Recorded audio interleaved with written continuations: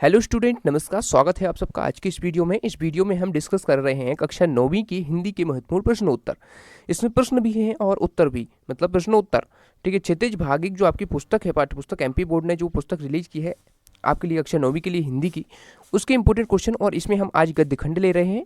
गद्य खंड में हमने इससे पहले एक और वीडियो बनाया है जिसमें हमने प्रेमचंद दो बैलों की कथा, ये जो आपकी यूनिट है, पूरी यूनिट गद्य खंड की, इसमें से जो चैप्टर हैं देख सकते हैं आप यहाँ पर, जो चैप्टर हैं और ब्लूप्रिंट के अनुसार ये चैप्टर ही पूछे जाएंगे। तो आप देख सकते हैं यहाँ पर ब्लूप्रिंट पर आधारित ये प्रश्न है और ब्लूप्रिंट के अनुसार ही पेपर में पूछे जाएंगे। एमपी बोर्ड के हैं, 2020-21 के लिए हैं। ठीक है, तो ये जो क्वेश्चन है बहुत ही इंपॉर्टेंट है। इनको आपको किस प्रकार से पढ़ना है हम आपको पूरा पैटर्न बताएंगे। और इससे पहले हमने जो वीडियो बनाया था उसमें हमने आपको ब्लूप्रिंट भी दिखाया था साथ में कि किस प्रकार से आपके प्रश्न पूछे जाएंगे। इसमें आप देख सकते हैं कि जो यूनिट है आपकी गद्य खंड में से ये 4 चैप्टर पूछे जाने हैं और जो नहीं पूछे जाएंगे उनके हम क्वेश्चन नहीं लेंगे। जो प्रश्न पूछे जाएंगे, जो चैप्टर पूछे जाएंगे उन्हीं के प्रश्न लेंगे। तो आप देख सकते हैं इसमें जो पहला चैप्टर था प्रेमचंद दो बैलों की कथा, राहुल संस्कृत्यायन लिहाजा की ओर, जाबिर हुसैन सांभले सपनों की याद, हरिशंकर परसराइच प्रेमचंद के फटे जूते, ये जो चैप्टर हैं आपके इन्हीं से पूछे जाएंगे और ये पूरी यूनिट है। ठीक है, गद्य खंड की। तो इसमें से जो चैप्टर पूछे जाएंगे उनमें जो वस्तुनिष्ठ प्रश्न है वो आपकी 1 अंक के प्रश्न होंगे, वो 5 प्रश्न होंगे। इस प्रकार से 5 अंक के होंगे। जो 2 अंक के प्रश्न है वो 2 अंक का जो प्रश्न होता है वो 3 प्रश्न होंगे। इस प्रकार से 6 अंक के होंगे। और जो 4 अंक के प्रश्न है, जो 4 अंक का होता है वो 3 प्रश्न होंगे। इस प्रकार से 12 अंक इन सभी चैप्टर्स से, किसी एक से नहीं मैं बोल रहा, सभी चैप्टर से पूछे जाएंगे। इसी प्रकार ब्लूप्रिंट में भी है। तो सभी के हम इसी प्रकार से डिस्कस करेंगे और सभी के आंसर भी साथ में देखेंगे। तो हमने इससे पहले प्रेमचंद का जो पाठ है दो बैलों की कथा, इसका वीडियो बना दिया है। यदि आपने नहीं देखा है तो चैनल प्लेलिस्ट पे जाके आप देख सकते हैं या डिस्क्रिप्शन बॉक्स में दी गई लिंक से क्लिक करके आप देख सकते हैं। ठीक है, तो चलिए हम आज क्या लेकर आए हैं। आज हम लेकर आए हैं राहुल संस्कृत्यायन लिहाजा की ओर, ये वाला चैप्टर। और इसके पूरे क्वेश्चन हम जो भी बन सकते हैं, वस्तुनिष्ठ, 2 अंक की और 4 अंक की, सभी क्वेश्चन को डिस्कस करेंगे। तो चलिए शुरू करते हैं। और इसमें जो पहला हम ले रहे हैं, किस प्रकार से हम पढ़ेंगे। पहला है वस्तुनिष्ठ, दूसरा है 2 अंक की प्रश्न और तीसरा है 4 अंक के प्रश्न। इसी प्रकार से हम सबके प्रश्न डिस्कस करेंगे इस चैप्टर के। तो चलिए देखते हैं। पहले हैं वस्तुनिष्ठ प्रश्न, और वस्तुनिष्ठ प्रश्न में सही विकल्प हम पहले रह रहे हैं। तो सही विकल्प में जो पहला क्वेश्चन आप देख सकते हैं यहाँ पर, तिब्बत में भिक्षु को क्या कहते हैं। तो तिब्बत में भिक्षु को कहते हैं नमसे। तो इसका आंसर दा वाला सही हो जाएगा। आप नमसे लगा लेंगे, इसको याद कर लेंगे।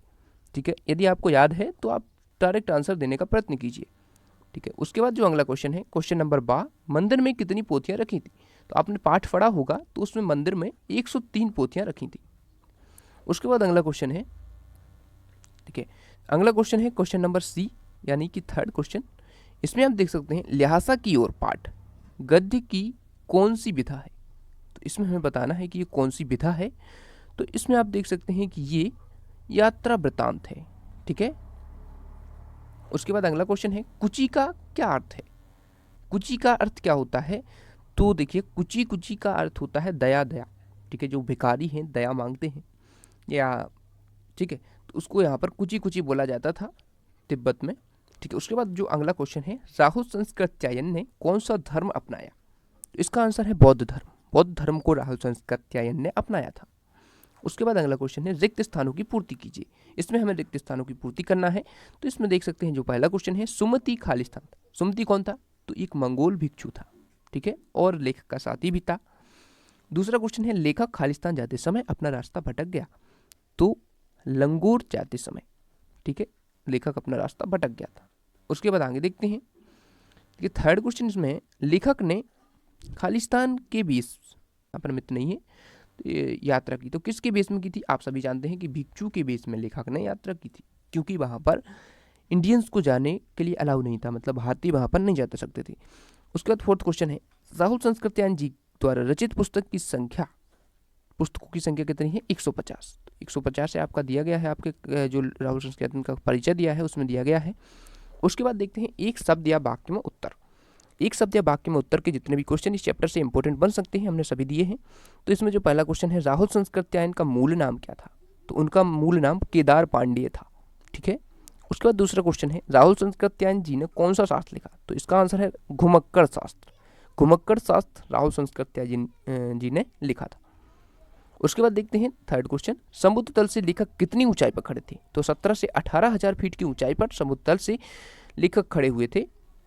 और अब देखते हैं हम 2 अंकीय प्रश्न। 2 अंकीय प्रश्न में जो आपके चैप्टर के 2 अंकीय प्रश्न हैं वही पूछे जाने हैं ब्लूप्रिंट के अनुसार, और उन्हीं को हम देख रहे हैं। तो चलिए हम देखते हैं। जो पहला क्वेश्चन है, उस समय के तिब्बत में हथियार का कानून न रहने के कारण यात्रियों को किस प्रकार का भय बना रहता था। तो ये जो क्वेश्चन है इसका हम आंसर देखते हैं। देखिए, इसका आंसर है, उस समय तिब्बत में हथियार संबंधी कानून न होने से यात्रियों को हमेशा अपनी जान का खतरा बना रहता था। लोग हथियारों को लाठी डंडे की तरह लेकर चलते थे। डाकू अपनी रक्षा के लिए यात्रियों या लोगों को पहले मार देते थे, तब देखते थे कि उनके पास कुछ है या नहीं। इस तरह हमेशा जान जोखिम में रहती थी। ठीक है, और उसके बाद दूसरा क्वेश्चन देखते हैं। लेखक लंगूर के मार्ग में अपने साथियों से किस प्रकार बिछड़ गया या पिछड़ गया।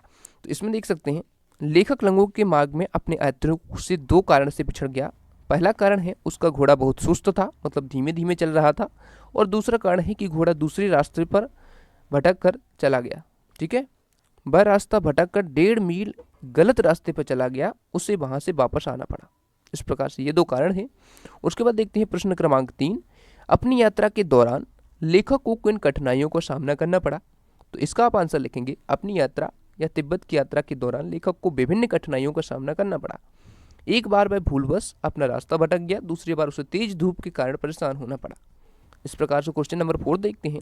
राहुल संस्कृतैन का जो पाठ है, इस यात्रा वृत्तांत के आधार पर बताइए कि उस समय का तिब्बती समाज कैसा था।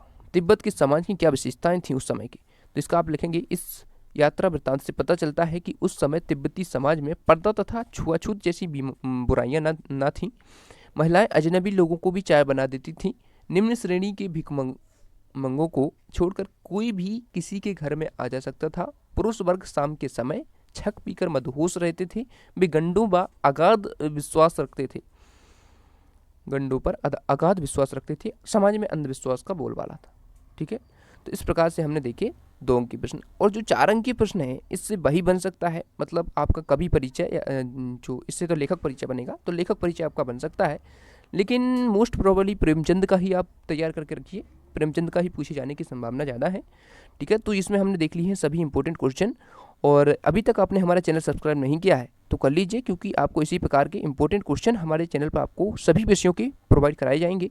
और बोर्ड परीक्षा और जो आपकी प्री वार्षिक या वार्षिक परीक्षा है, उससे पहले आपको इंपॉर्टेंट पेपर, मॉडल पेपर भी आपको प्रोवाइड कराए जाएंगे। तो चैनल को सब्सक्राइब कर लीजिए।